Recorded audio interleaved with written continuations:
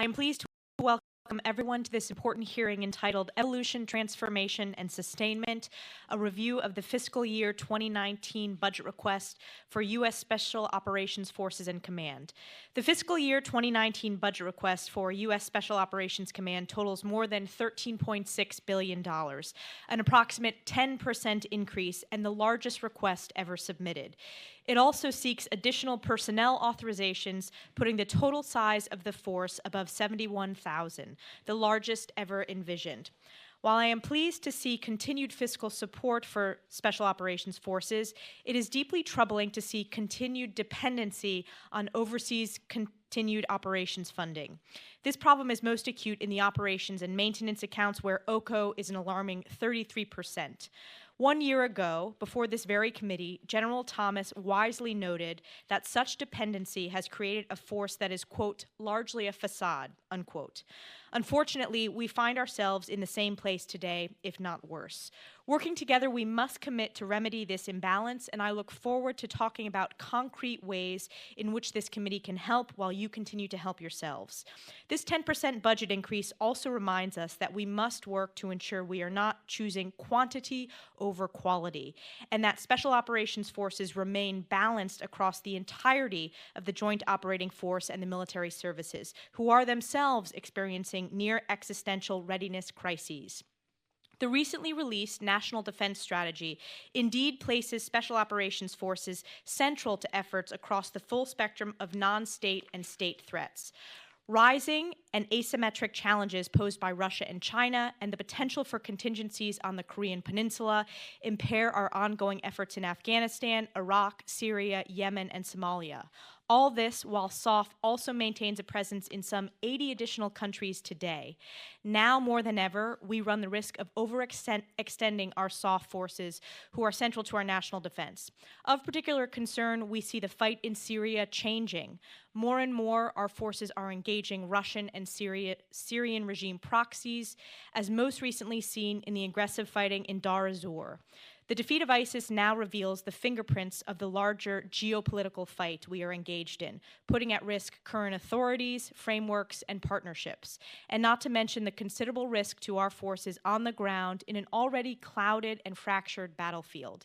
I look forward to hearing from both of our witnesses today how our Special Operations Forces are postured to support the new National Defense Strategy, while also continuing forward as the main line of effort in our current efforts across the globe. A large part of this subcommittee charge is looking far ahead to consider what's next. In doing so, I see many challenges, but also great opportunities in emerging technologies such as AI, quantum computing, nanotechnology, synthetic biology, the Internet of Things, and many others that will provide a significant battlefield advantage for Special Operations Forces and the broader joint force. We must ensure that we are doing everything we can to push the technological edge and maintain a battlefield advantage. Rest assured, our near-peer adversaries are already aggressively exploring these technologies, which present both economic and national security challenges for our nation. To this end, I am somewhat disappointed that Socom's budget request decreases research and development funding for a second year in a row. I look forward to hearing the rationale for this and taking any necessary steps to ensure we do not lose our technological and battlefield advantages. Needless to say, there is a lot of ground to cover today. I would like to welcome both of our witnesses, Mr. Owen West, the Assistant Secretary of Defense for Special Operations and Low-Intensity Conflict, and General Tony Thomas, Commander of U.S. Special Operations Command. Since this is Mr. West's first appearance before the House Armed Services Committee, let me congratulate you on your confirmation as Assistant Secretary of Defense for Special Operations, and we look forward to working with you. I'd also like now to recognize my friend and the ranking member, Jim Langevin from Rhode Island, for any opening comments he'd like to make. Thank you, Madam Chair, and thank you, Secretary West. I want to welcome you before the committee, and General Thomas, I want to thank you both for appearing before us today and for your service to our nation. It's great to have you back, General. Last year, in my opening statement on the U.S. Special Operations Command budget request, I highlighted the ever-increasing demand for reliance on Special Operations Forces by combatant commanders, as the Chair has also referenced in her opening statement. Today, that demand and reliance has not decreased. In fact, Under the new National Defense Strategy, it will likely increase with the focus on interstate competition with gray zone conflicts below the level of armed conflict. Our special operators have a myriad of critical skill sets that can be employed across the full spectrum of conflict, yet we must be prudent about how the force is employed, or we risk breaking the tip of the spear. After 17 years, the global counterterrorism fight is by no means over. At the same time, we must be prepared for future activities and conflicts in which potential adversaries have made gains in technologies like robotics and biotechnology and have new capabilities aimed at achieving information dominance. The fiscal year 2019 budget request for U.S. Socom is $13.6 billion, just 2% of the overall Department of Defense request. Reflected in the request are more robust investments for enhancing SOF operations throughout the information environment, including enhanced cyber and network resiliency capabilities. As a result of Section 1637 of the National Defense Authorization Act for FY 2018, the Secretary of Defense has directed U.S. Socom to establish a centralized capability for military information support operations, global messaging, and counter-messaging. The FY 2019 request includes $18 million to that end. This hearing provides us with an opportunity to understand how U.S. Socom will fulfill its roles and responsibilities under Section 1637 to better enable an enhanced approach to maximize effects from the tactical to strategic levels while contributing to a whole of government effort. As in years past, much of the U.S. Socom funding request, particularly in the operations and maintenance accounts, remains part of the overseas contingency operations.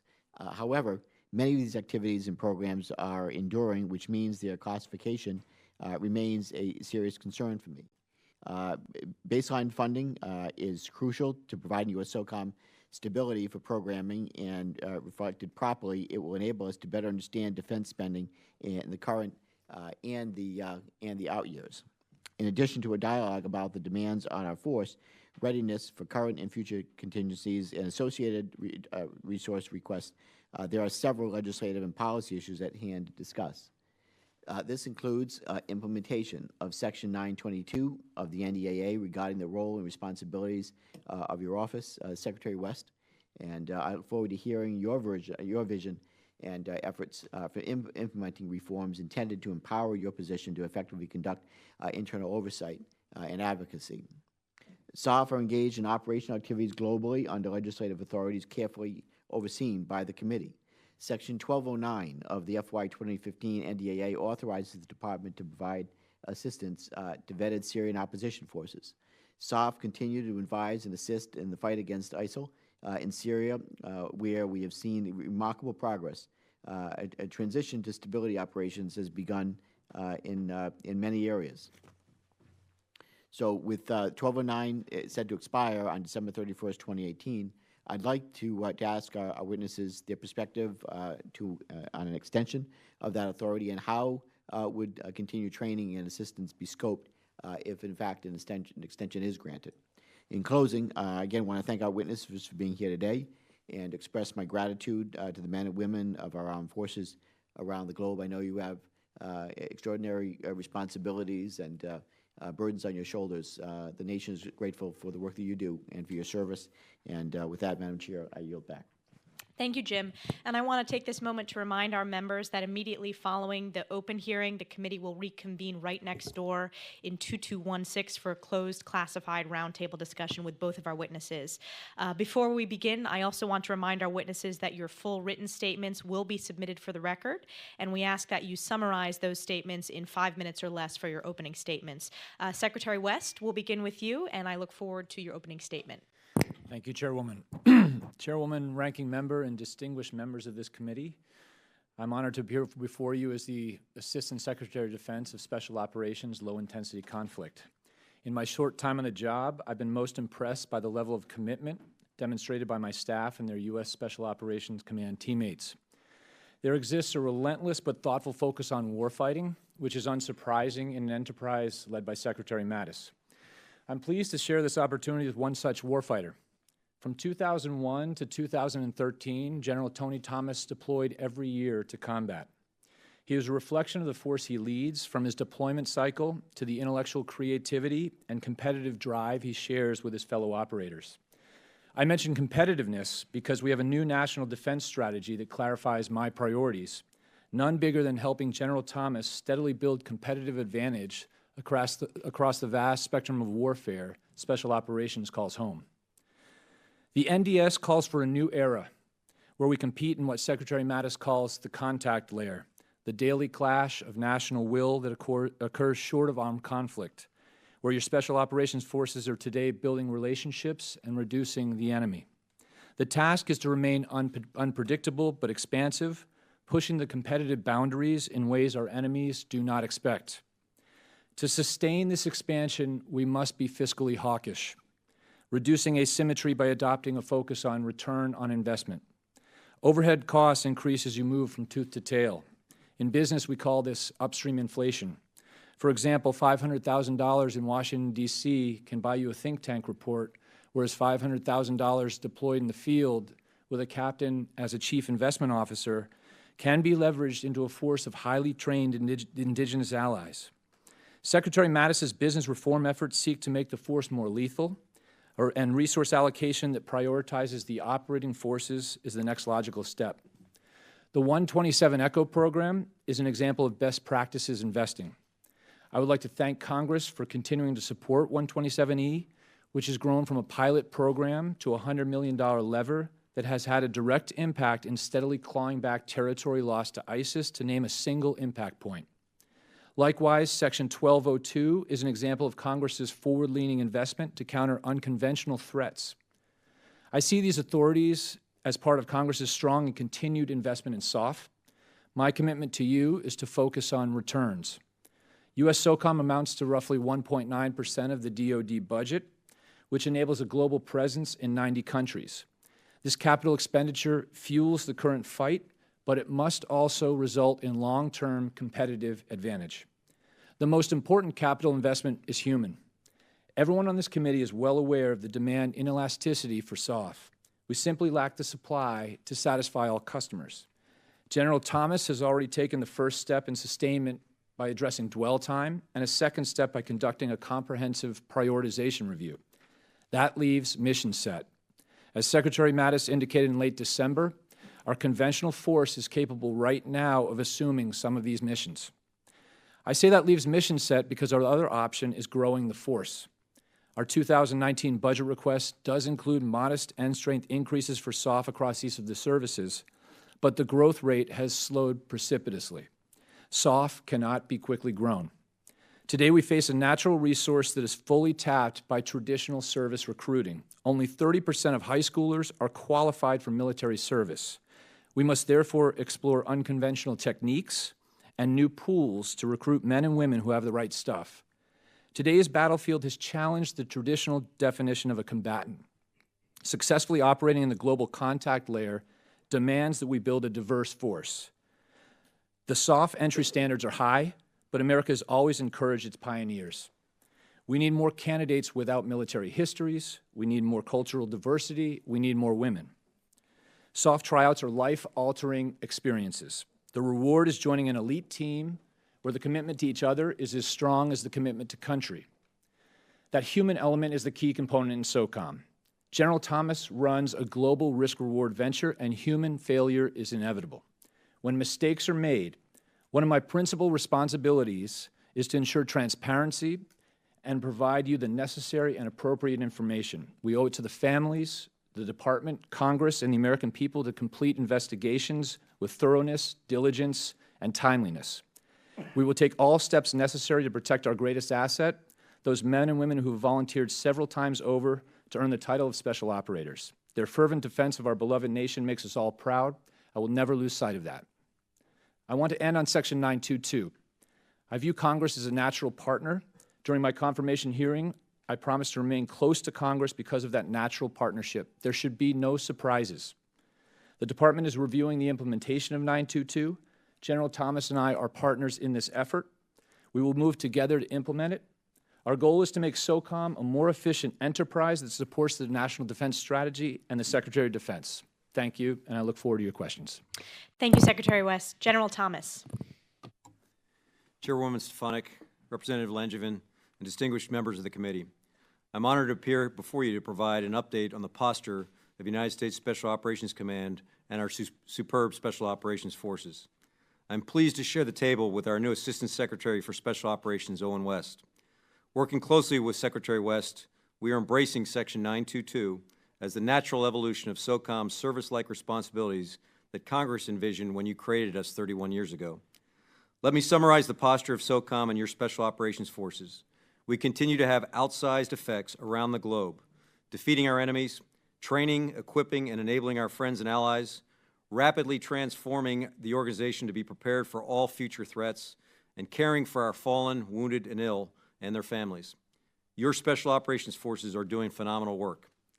Since I last appeared before this committee, SOCOM's primary focus has continued to be on the defeat of ISIS and al-Qaeda and their affiliates.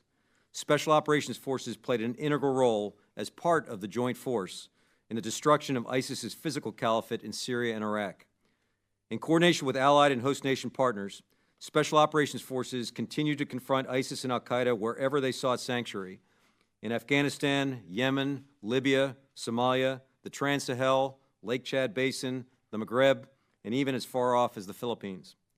In addition to our historic efforts to confront violent extremism, SOCOM continues to enhance our role as part of the joint force in assuring allies and improving their capabilities in the face of aggressive regional hegemons, reinforcing host nation and law enforcement efforts in the Western Hemisphere in defense of our national boundaries, and preparing for contingency operations.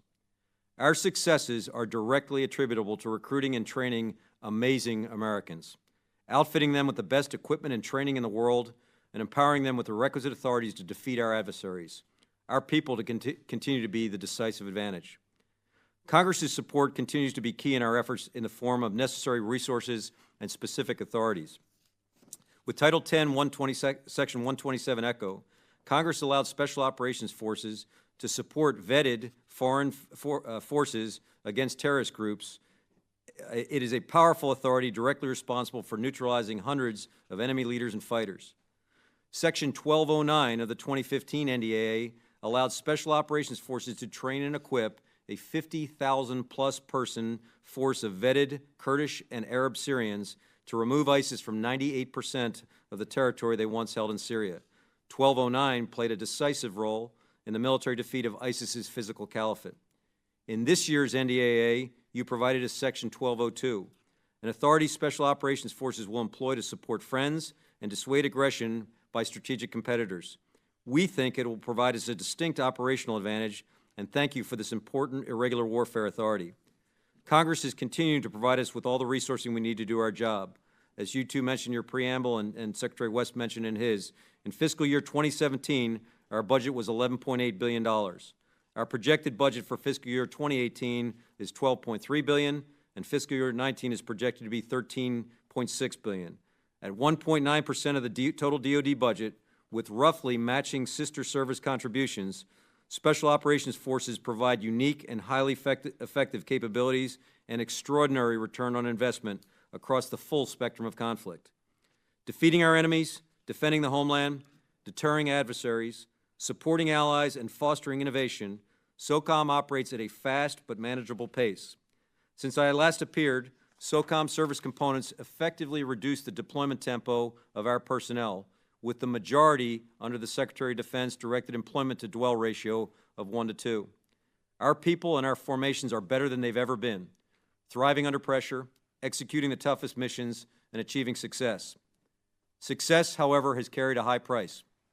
In the past 10 months, we suffered the loss of 20 Special Operations personnel from our formation in combat, with 144 wounded and injured. I'll close recounting the words of one of our Gold Star mothers. At the funeral of her son, Green Beret Staff Sergeant Aaron Rhett Butler from the 19th Special Forces Group, a National Guard non-commissioned officer killed in Afghanistan this past August. Aaron was a 4-time Utah State wrestling champion in high school and the 7th of 8 children. In the midst of her grief, Mrs. Butler looked me straight in the eye and said, "Stay on this, finish it." Her resolve resonated with me and reflects the extraordinary support we enjoy from our service member families. I know it resonates with this committee as well. SOCOM and our Special Operations Forces are relentlessly focused on winning our current fights and preparing for all future threats facing our nation. Again, thank you for your trust and support for this command and our Special Operations Forces. Thank you, General Thomas. My first question, I want to relate it back to my opening statement. This subcommittee is charged with looking 5, 10, 20 years ahead. And I'm concerned that we must have a sustainable CT and countering violent extremism strategy. We have made significant tactical gains, such as recent advances in Syria, Libya, and even Somalia, but only in some cases to see those hard-earned gains rolled back because we lack a larger strategy and diplomatic approach that could realize the tactical gains. How do you think we ensure that we have a strategy to build in the long term upon tactical successes? Both of you, that question's for both of you. Why don't I talk about the strategic aspects, and Tony, you can talk operations. Chairwoman, I think you have teased out the basic question that resides in the NDS, and that is, as we shift focus, how do we sustain other efforts, especially if we have to become more austere in certain buckets, while maintaining, in my judgment, what is a best-in-class competitive advantage that General Thomas's team has built in counterterror. When I look across the military missions, I'm not sure if there's a bigger gap. Coming from the private sector, I think what is needed is a resource allocation model. That is underway at the department. Secretary Mattis has begun to task people to look at an investment philosophy. Some of the things that have worked, for instance, have been partner forces. So some basic questions would be, what are the chances of success? The size of the spend? Can we turn it over to GP? And then to your much larger question, how do we build an overall thesis to get us to where we want to be ahead, 5 or 10 years from now? General Thomas. Chairwoman, I think I speak comfortably for the Secretary when he would agree with your analysis that tactics without strategy, to quote Sun Tzu, is the noise before defeat. I think you emphasize, and I believe, again, the Secretary and I would both reinforce your point, that concomitant diplomatic efforts with our operational endeavors are critical to finishing any one of these fights. And I'd specifically point right now to both Afghanistan, where we are surging assets to enable the discussions for reconciliation, which must happen to have final and sustainable security there. Obviously, needs a very fervent diplomatic effort. And in Syria right now, you mentioned earlier, we're in a phase in the moment of the physical defeat of the caliphate that we're endeavoring to provide stability to those ungoverned spaces and to those people where we've conducted operations, and that's a critical role that has to come through in conjunction with our military operations. My next question also relates to my opening statement. General Thomas, what can this committee do to reduce your dependency on OCO? Chairwoman, luckily, the current funding bill as it stands makes the OCO point moot for these next 2 years, as I understand it. It's only a respite, though, and so I'm glad that you're emphasizing that currently, if we were to highlight the current dependency on OCO, it's 1/3 of our budget, a huge dependency, and I'm hopeful that in the out years that we were able to recognize that these are lasting capabilities in Socom and your Socom that you all want to maintain, and therefore drive it from OCO into base. So I'm hoping for that consideration in the out years. Luckily, again, I think the current budget addresses that. Secretary West, did you want to add, given your oversight role? Chairwoman, I would just say, coming in again from the private sector, I think OCO, it seems to me, I'm not an expert, but it has the potential to build some very bad habits in terms of planning. I need to dig into it more. I'd be happy to get back to you with an assessment, and I think it'll take me about 3 months. But the potential is there to really hem what you talked about, which is beginning to transform the force out 5 or 10 years. And then my last question for the first round is, we've seen the recent incident of overseas fitness trackers that telegraph the positions and data of our servicemen and women, and that reminds us, of course, of the Internet of Things, continues to change the game. Can you talk about how this is impacting your approach to force protection? What did we learn from the most recent incident, and what changes have been made? And in a broader sense, how concerned are you in general about the proliferation of more than 50 billion interconnected sensors and devices? General Thomas. Chairwoman, I think we all had that kind of epiphany moment that the vulnerability that available databases like that can present to the force. So clearly, and it was immediate vulnerability that the department was aware of, and that we're scrambling to make sure we have the right sort of policy in place. I think it also highlights the other aspect, though, the ability to manipulate and leverage data that we're also interested in becoming much better in the future. So this was an eye-opening exposure and a vulnerability to the department for a new and developmental technology. But we're endeavoring to, one, protect what we need to in terms of available data, but also to be able to leverage it operationally as well. I now recognize Mr. Langevin. Thank you, Madam Chair. Again, thanks to both of our witnesses for your testimony.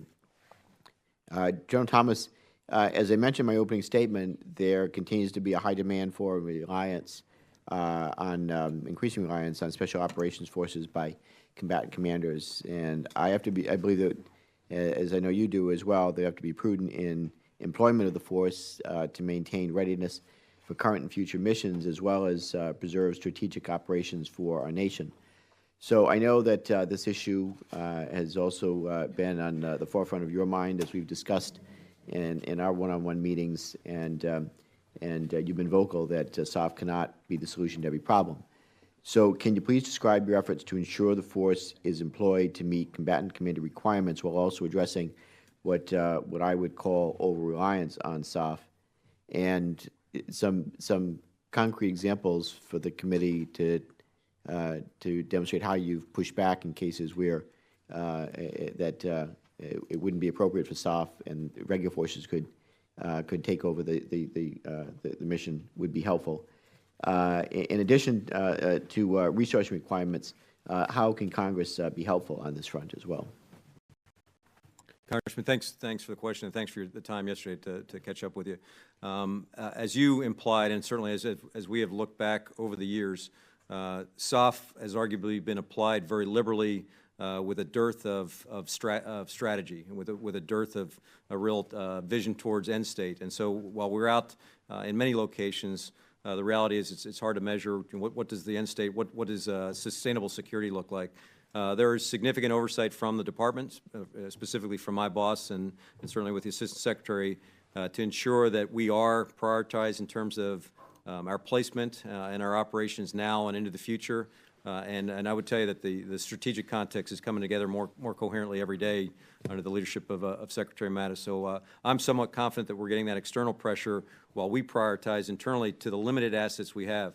If you were to ask me, are we able to satisfy all the geographic combatant commanders' requirements, I would tell you no. We routinely tell geographic combatant commanders that we have no more to hand out at this time. In priority, we've given them out to the respective to the 6 geographic combatant commanders, and it forces consideration for other forces, whether they're international partners, conventional forces, or other capabilities that should be brought to bear. So it's a good, vibrant, professional discussion that I think is getting more in balance all the time.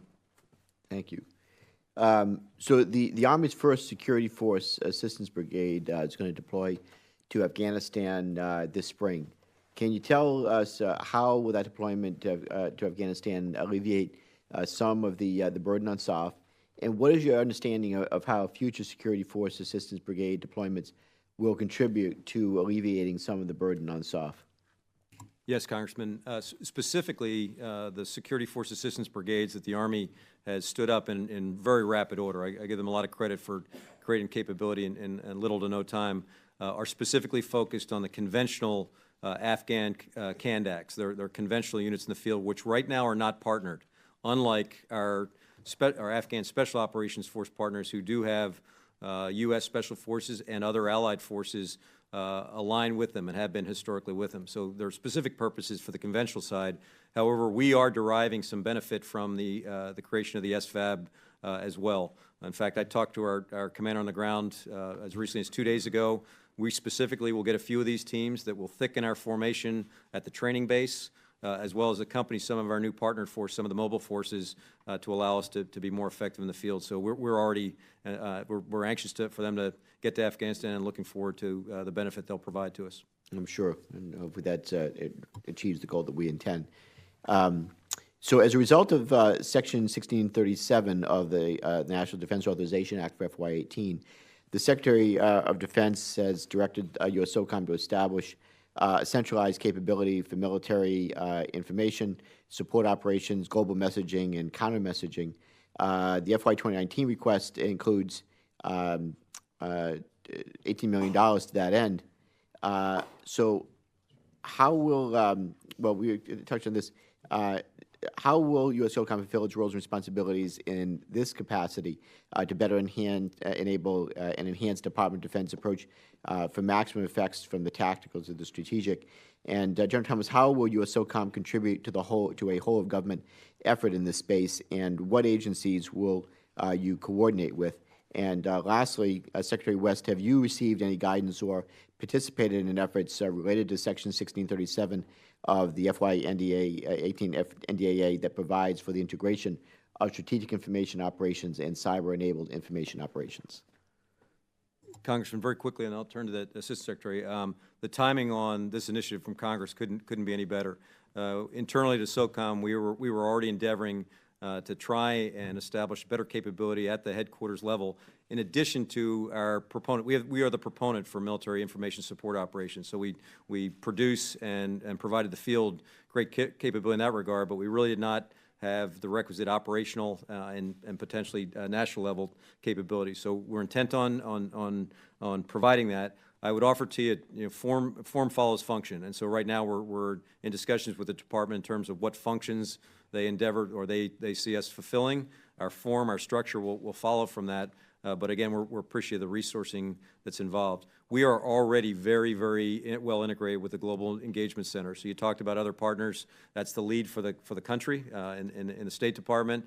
We're well integrated with them, and we're hoping to enhance that relationship with them going forward, among other agencies. Thank you. Sir, the SOLIC office is tasked with helping to designate a senior DoD official. We're in the process of making recommendations right now to the Secretary. I'd say from the strategic level, you asked what other agencies are involved. What is very important is that we get the message right, that it's a culturally attuned message, so that no matter what we may gin up in the United States DoD, I think we need some country expertise. And then looking broadly at the formula of these types of operations, we need a partner force that begins to translate this with whom we have the same political end goals.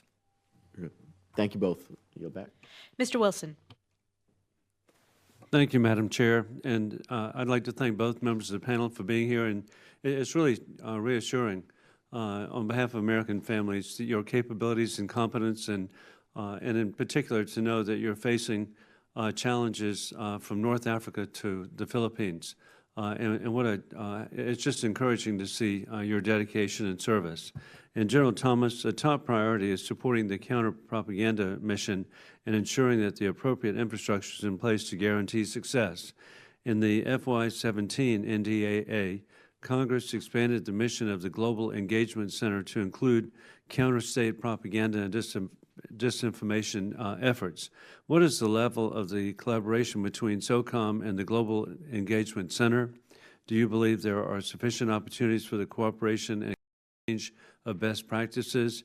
Is there anything Congress can do to further support this mission?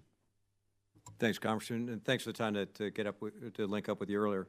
As I mentioned earlier, and kind of to reinforce the point that we all know that relationships matter, we've had and enjoyed a very good pre-existing relationship with the Global Engagement Center, primarily with a counterterrorism focus. As their charter has expanded, we're intent on being integrated with all their additional efforts and additional focus going forward. The Assistant Secretary talked about the NDS and the intent to compete short of conflict in both a contact force and a blunt force construct as it's played out in the NDS. I think there are extraordinary opportunities. You mentioned propaganda. I don't know that I would term it as propaganda as much as competing in the information space against the extraordinary amount of disinformation, especially on the regional kind of hegemonic level, that we do need to counter in some way, shape, or form. And again, I think we'll have the opportunity to do that going forward, and we look forward to it. Sir, let me just add that now that we have a budget, we have agreed with the State Department to launch a $15 million pilot program alongside the GEC. And the basic goal between DOD and state is to align to the NDS. And as an indication of how important what you're doing, we have the chairman of the Armed Services Committee here with us, Mac Thornberry. And so whatever we can do in Congress, the leadership certainly is very attentive. And Secretary West and General Thomas, another significant concern is the high operational tempo that's been placed on Socom for a significant period of time. Could you describe the impact of programs like the preservation of the force and family have had on the morale of soldiers and their families, and also describe efforts to focus on mental health services being made available to service members?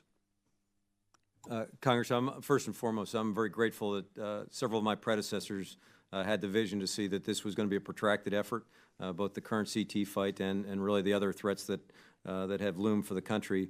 And in seeing with that longer vision, they realized that we did not have the organic capability to sustain the force at the kind of tempo that we've been carrying for a decade and a half.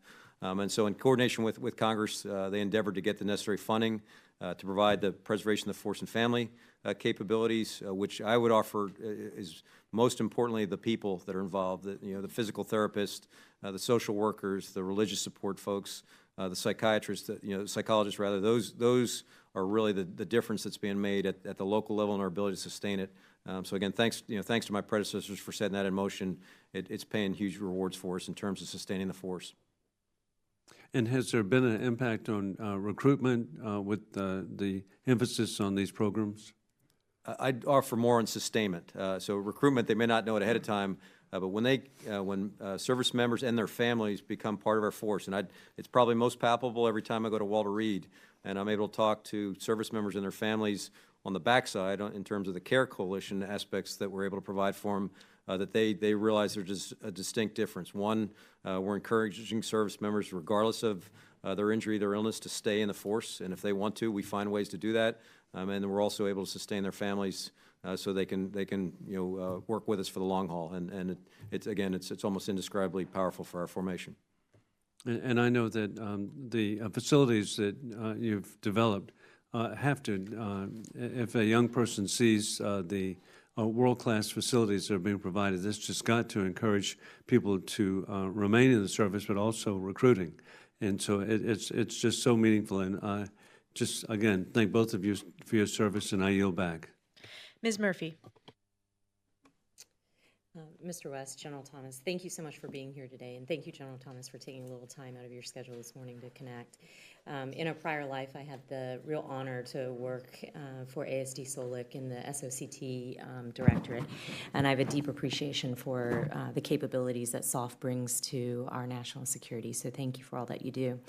And you talked a little bit about this in your opening remarks, but just given the new national defense strategy refocuses on great power conflict, will SOCOM seek to transition away from CVE to other roles that more directly counter the military capabilities of peer competitors? And if so, what does that look like?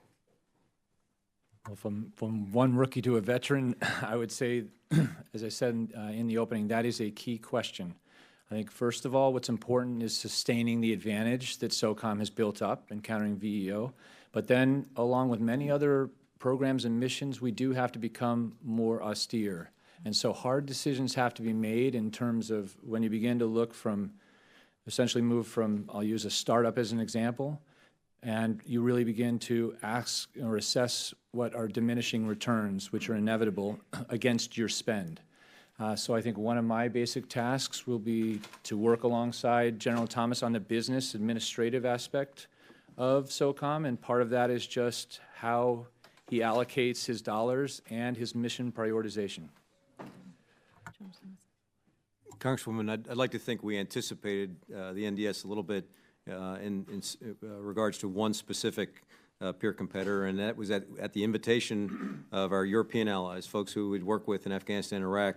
We were invited several years ago to join them in enhancing their capabilities in Eastern Europe. And so we've had a multi-year effort there, rather, that's already borne some pretty serious dividends. So I think we've already flexed in that regard. It opened our eyes to some capabilities that we were probably deficient in, that we needed to enhance above and beyond the great capabilities that we had developed for countering violent extremism. But we're an organization in transformation kind of constantly, and I'd like to think that we're keeping pace with where the NDS wants us to go. Great, and I look forward to continuing the conversation to see as you make that transition.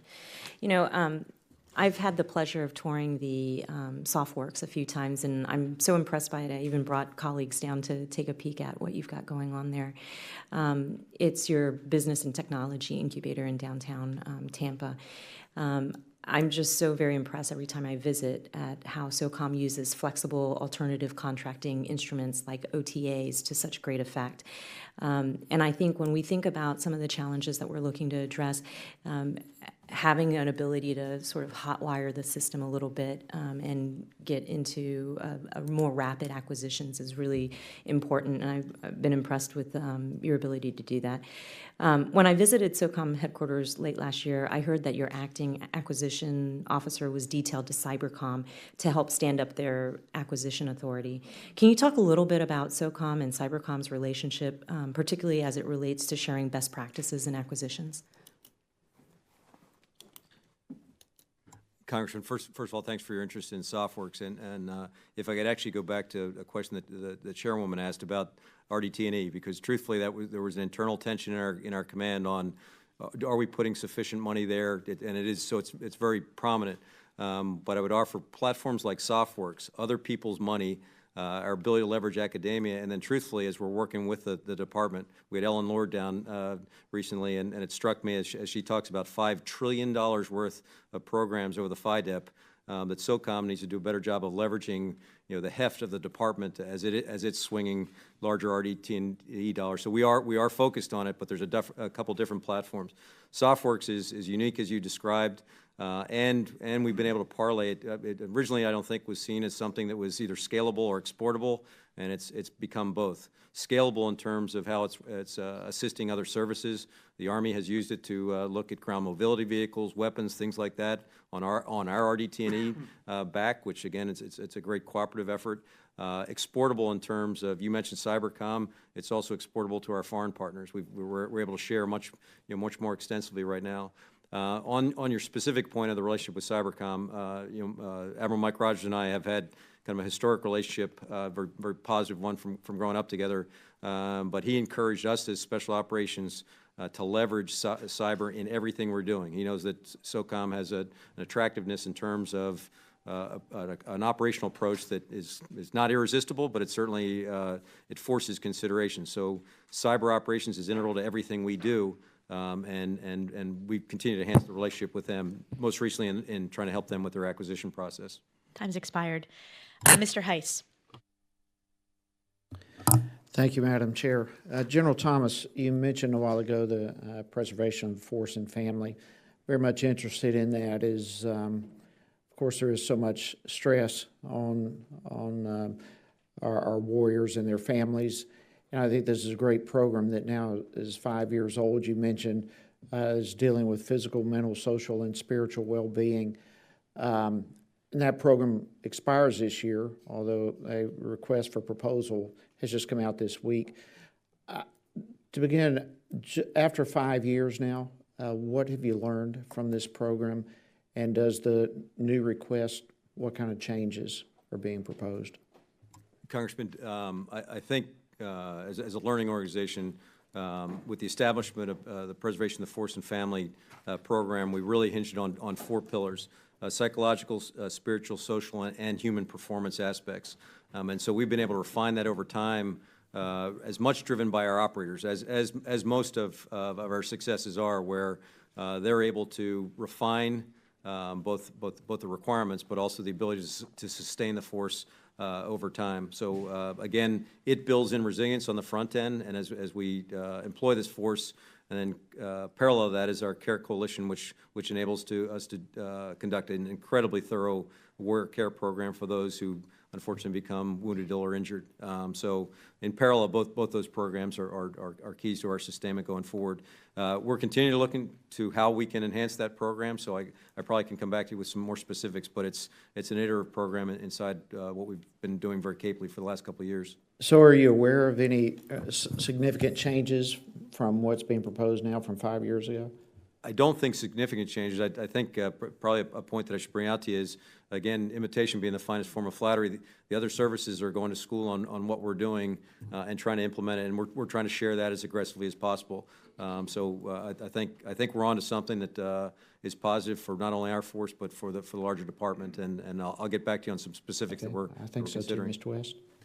I was just going to say, sir, that not to be a force of negativity, but part of my job will be and is to scrutinize P11 programs or soft, peculiar programs like this, where the services has something that looks like it, but not quite. I usually dive into the statistics, and the statistics I've seen so far are really good. I'm sure we'll get into the results of the cultural survey that was commissioned about 3 months ago here, but my initial cut at the data says that something's working well, and I'd have to point to this program as among, say, the flagship programs that I would think has a big impact. It is really encouraging to hear. Would you say while you're up here that between the 4 pillars that they're fairly well balanced, or is there an imbalance and emphasis in one area over the other? I don't know, sir. I don't know, sir. General, would you? Congressman, I think it's pretty balanced. Where we're, I think, endeavoring to develop, because we're learning, is in the human performance domain. I think there's a lot of uncharted ground there. We have sports teams going to school on us, professional teams going to school on what we're learning. So I think it's indicative of an environment where there's some real opportunities, but we haven't developed them yet. I think it's really encouraging that this program is even here. The importance of taking care of these warriors and their families is just huge, and hats off to you for taking this seriously and for doing a good job, and the fact that statistically there are evidence to back up that this is succeeding in what its mission and purpose is very encouraging. So I thank you very much for that, and I'll yield back. Thank you, Mr. Heiss. We will now go to the second round of questions. General Thomas, you touched upon this in response to Ms. Murphy's question, but as I mentioned in my opening statement, we know that our near-peer adversaries are investing in the development of AI, synthetic biology, quantum computing, and it's again, we're the Emerging Threats Subcommittee, so we're looking to the future to ensure that we maintain the edge when it comes to these technological tools. With that said, can you describe, and you said there was back and forth within Socom, why the budget request decreases our R&D investments for the second year in a row? Chairwoman, I probably didn't address that adequately, in that while there's tension for where and how we're spending our money, I'm comfortable that we are sufficiently immersed in R&D efforts with both our allotted money, other people's money, and other platforms. So I can probably give you a more comprehensive laydown where I guess the proof of the point is I can't tell you an area that I think we're lacking in terms of spending authority to pursue our RDT&E. On the specifics of machine learning, that's a great example, because there's probably nothing I'm more passionate about right now than the opportunities that Socom has to leverage machine learning to an extraordinary level. We had the innovation group come to us with Admiral McCraven about 1.5 years ago, and some senior folks from Google and Alphabet gave us rave remarks for our people, our ability to prototype, and then gave us less than satisfactory marks for machine learning. And we took it as a tasker, and since that time we have poured a lot of energy, a lot of focus, more importantly, practical applications into everything we're doing.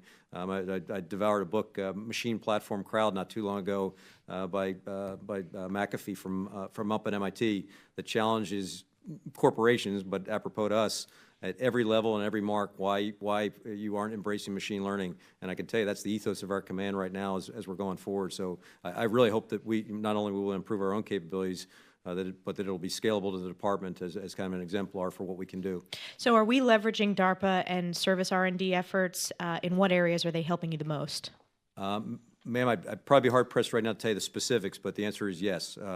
Anybody and everybody who I couch as free money, that's not meant to be kind of pejorative. It's folks that are doing similar lines of work or similar interested areas we're investing in. I think that the beauty of it and where it plays to our, maybe us not having the RDT&E is we provide the platform. We provide the forum for applications of a lot of these, prototypical efforts that I think creates just kind of a symbiotic marriage of opportunity there.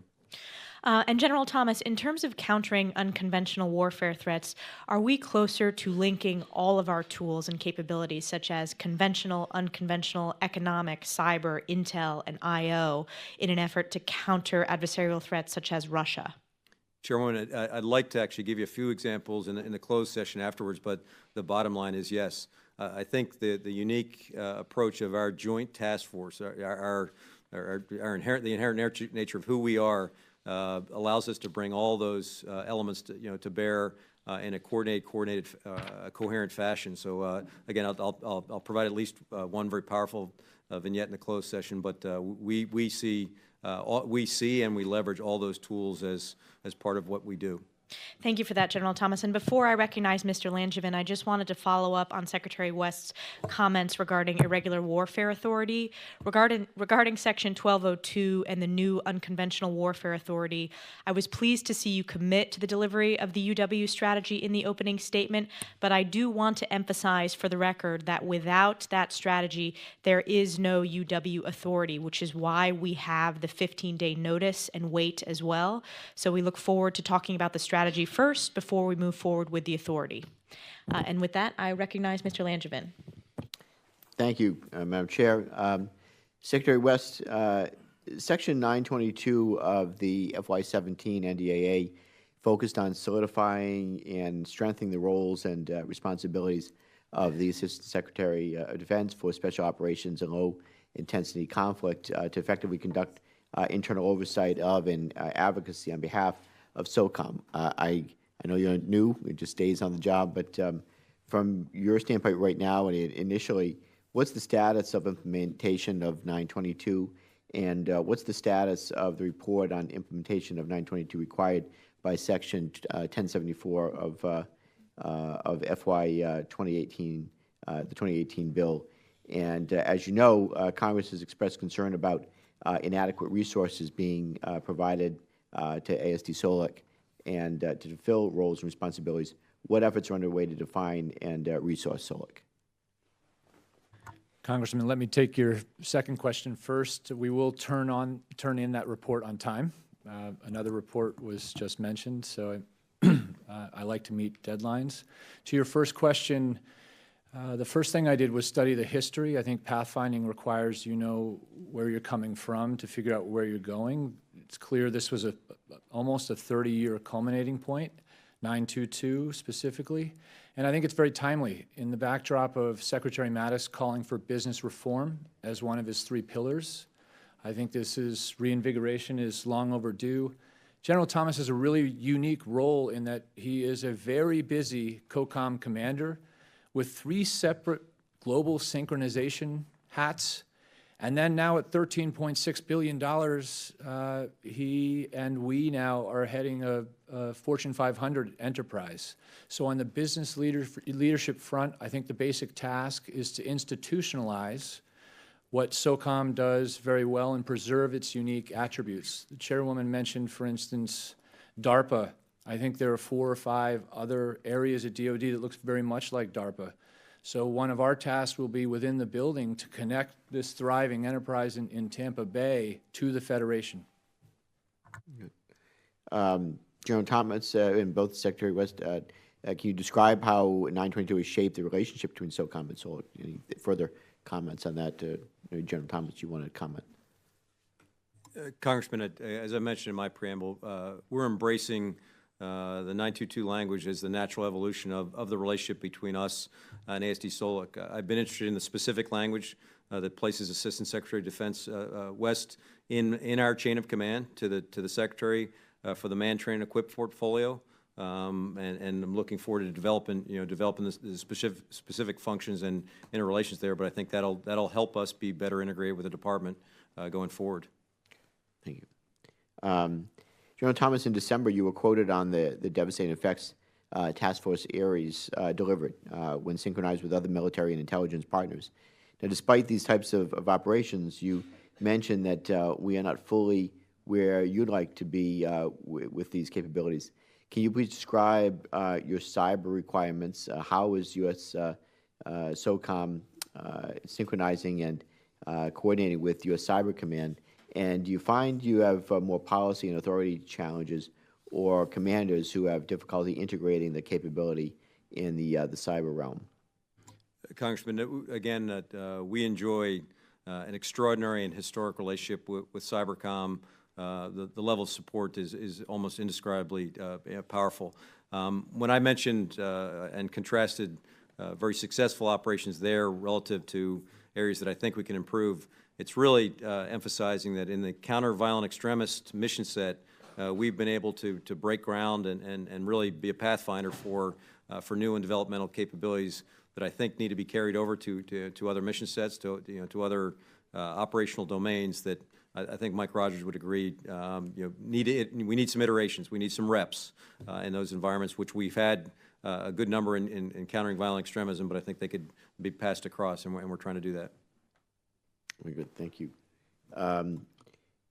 And General Thomas, what's the situation with North Korea how has that impacted the force, and are SOF prepared to respond to a crisis on the peninsula? Congressman, as part of the joint force, we're always endeavoring to be prepared for any and all contingencies. So suffice to say, we are training, as we always have, to be prepared for that contingency among others. Okay. And I'll probably have some follow-up on the closed session on that, but with that, I'll yield back. Mr. Heiss. Thank you, Madam Chair. At this time, I have no further questions. Ms. Murphy. Madam Chair, I'll also reserve for the closed session. Thank you very much. We will now move into closed session.